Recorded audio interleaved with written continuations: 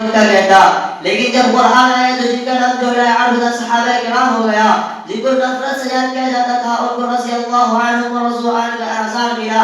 جس زمانے کا نام جاہلیت تھا اس زمانے کا نام خیر القرون ہو گیا.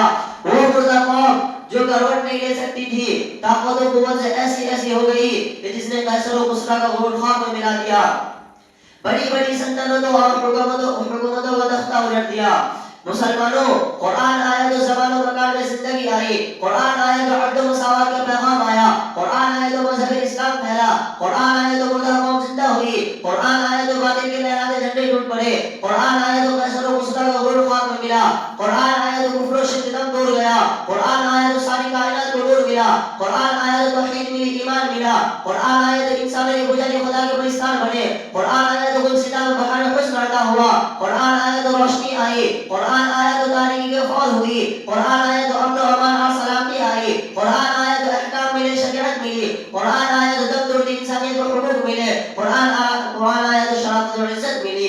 مسلمانوں، قرآن آیا تو سب کچھ ملا، مگر افسوس اور افسوس، ہم نے قرآن پاک کے دامن مقدس کو ترک کر دیا ہے، ہم نے اس کی پاکیزہ تعلیمات کو بھلا دیا ہے. نتیجہ یہ ہوا کہ وہ مسلم قوم جس کے ایک آواز پر افریقہ کے جنگلوں میں رہنے والے خونخوار درندوں نے میدان خالی کر دی تھی، آج ایک چیونٹی بھی اس کا حکم ماننے کو تیار نہیں. وہ مسلم قوم جن کے سر پر عزت و رحمت کا تاج تھا، ذلت و رسوائی کے غور میں جا گری. وہ مسلم قوم کامیابی جس کے آگے بڑھ کر استقبال کرتی تھی، ناکامی ان کا مقدر بن گئی.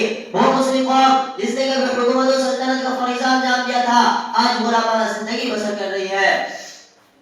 حضرات، مسلمانوں، سمجھو اور ہوشیار ہو جاؤ، غفلت کا پردہ چاک کرو، ورنہ یاد رکھنا تاریخ ہمیں کبھی معاف نہیں کرے گی. حضرات، جہاں نثار صحابہ کرام رضی اللہ تعالی عنہم کے کتب خانے میں قرآن پاک کے علاوہ کوئی کتاب نہ تھی، وہ انہی کو لے کر آگے بڑھے اور کامیابی ان کے قلب چومتی کر چلی گئی. وہ قرآن ہی تھا جس کی برکت سے بدر کے میدان میں 313 نے مکہ کی قسمت پلٹ دی. آج ہم ہیں کروڑوں میں، مگر جان ہمارے محفوظ نہیں، مال ہمارا محفوظ نہیں، دوسری قومیں ہم پر سوار ہے، نہ ہماری مسجدیں محفوظ ہے، نہ ہمارے مساجد محفوظ ہے، نہ ہمارے مدارس محفوظ ہے. عزت و آبرو سے ہمارے کھلواڑ ہے. مسلمانوں، ایک ضرورت ہے کہ مسلمانوں کا مقابلہ حماد بن ولی سے ہوتا ہے. اس دشمن خدا اور دشمن رسول کے پاس طاقت و قوت ہے، 60,000 فوج کا لشکر تیار ہے اور مسلمانوں کی فوج صرف 10,000 ہے. اسلامی فوج کے کمانڈر حضرت خالد بن ولید رضی اللہ تعالی عنہ ہے. مسلمانوں کو اس کا بھی علم نہیں کہ فوج کی تعداد کہاں اور کتنی ہے. مشورہ ہوتا ہے اور حضرت خالد بن ولید رضی اللہ تعالی عنہ سے کہا جاتا ہے کہ آپ 300 آدمی لے کر جائیں اور پتہ لگائیں کہ دشمن کی تعداد کہاں اور کتنی اور اس کے پاس سامان کیا کیا ہے. عزیز ساتھیوں، حضرت خالد بن ولید رضی اللہ تعالی عنہ فرماتے ہیں کہ مجھے 300 کی ضرورت نہیں، میرے ساتھ صرف 30 آدمی کافی ہے.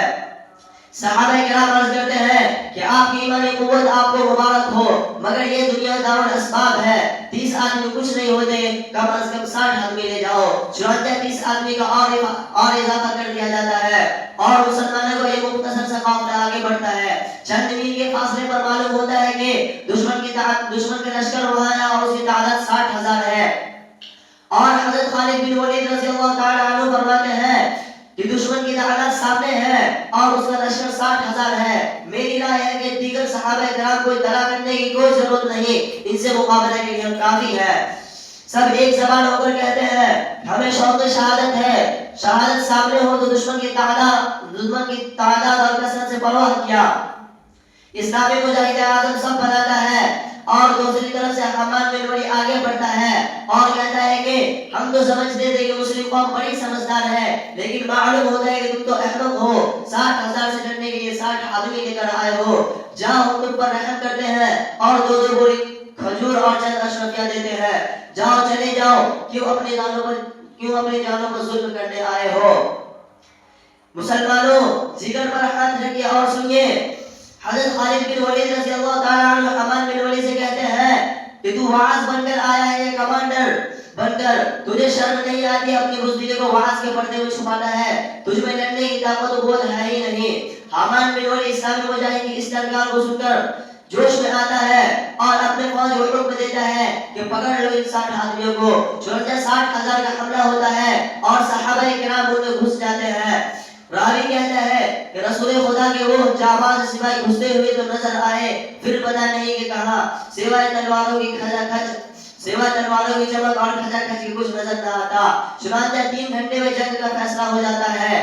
تاریخ شاہد ہے، زمین و آسمان گواہ ہے کہ 60 آدمی نے 60,000 کا منہ پھیر دیا۔